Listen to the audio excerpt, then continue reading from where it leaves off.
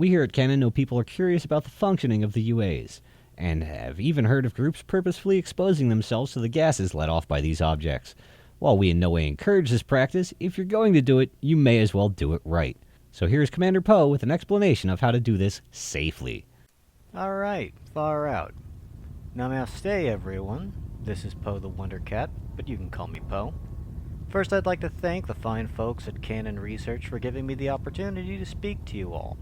They are truly the light that blinds us with science. Now today I come to you as a sort of guide, a Sherpa of the mind, if you will, to lead you to the soft and loving embrace of the NIP, or as the more scientific call them, unknown artifacts. That's artifacts with an E, so you know they aren't fooling around. My personal beliefs aside, the NIP is a mysterious and wondrous object that, with the proper care and understanding, can lead to an expanded form of consciousness, and a pretty damn good time. Now, the unknown artifacts are not fully understood, and, to be honest, nobody really knows where they come from. But far be it from humanity to let a little thing like fear of the unknown and ignorance keep them from curiosity in the name of recreational imbibing of the hideous and grotesque. Hell, look at Marmite. Now, the first thing you need to understand about UAs is that they are highly corrosive. The nature of this corrosiveness isn't clear, but it does work a whole lot faster on technology and metallics, so I advise those with prosthetics and extensive cybernetics to look elsewhere for your kicks. Try Onion Head. Don't try Onion Head. My co-pilot, Isabella, just gave me the old stop endangering my next paycheck hand signal. Oh, and we all know what that other one means.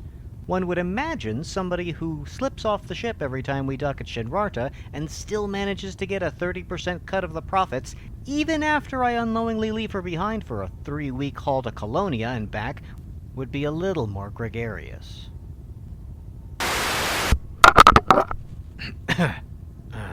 Okay.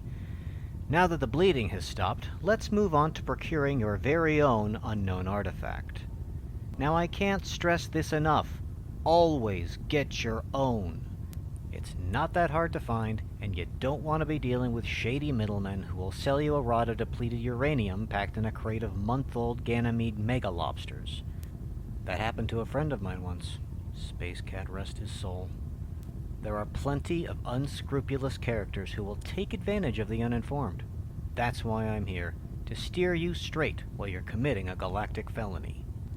Yes, unknown artifacts are illegal in most systems, but only if you get caught. So my advice to you is to use the NIP on your ship. That way you can travel the stars while you explore the inner workings of reality, and you aren't arrested for terrorism.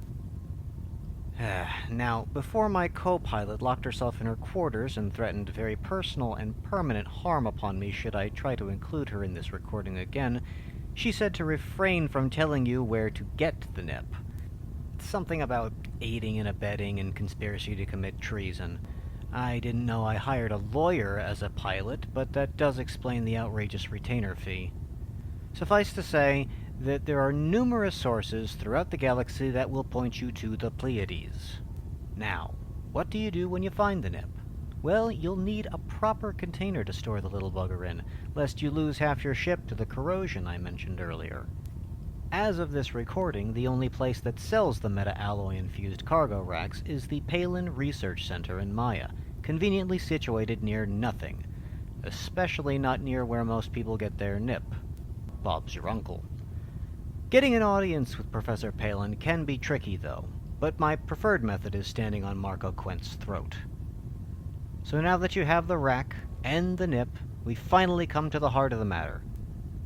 I just so happen to have a few containers of NIP on my starship, so let's go down to the cargo hold, where I can demonstrate.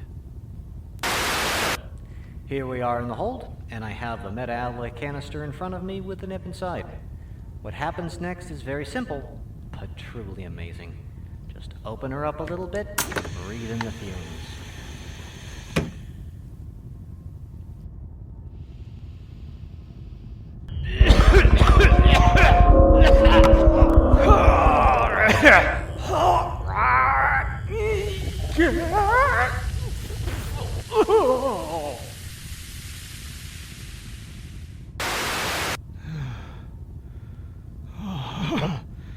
Oh, okay.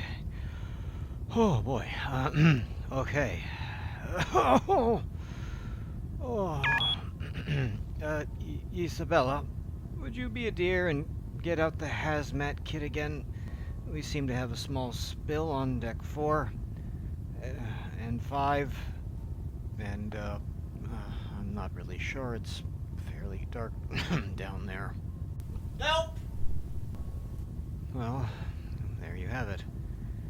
Now that you are well informed to the perils of unknown artifacts, you can be a responsible user on your journey to the great beyond within. I'm going to have a lie down now.